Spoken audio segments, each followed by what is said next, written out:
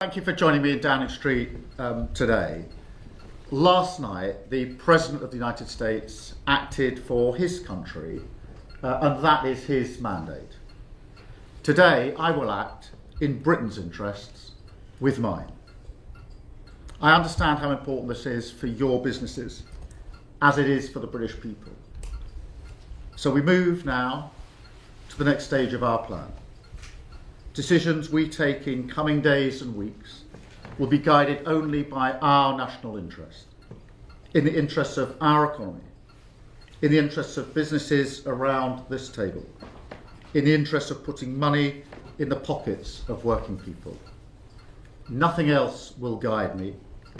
That is my focus.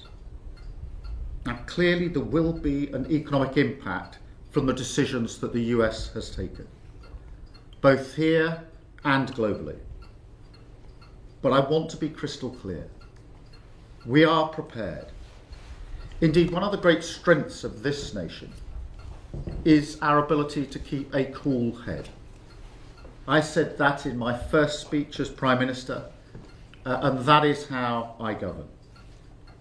That is how we have planned, and that is exactly what is required today. Nobody wins in a trade war. That is not in our national interest. We have a fair and balanced trade relationship with the US. Negotiations on an economic prosperity deal, one that strengthens our existing trading relationship, they continue, and we will fight for the best deal for Britain. Nonetheless, I want to be clear.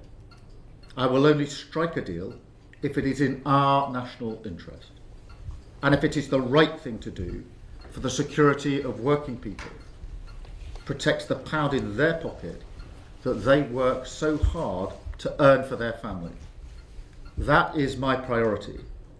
That is always my priority. So today marks a new stage in our preparations.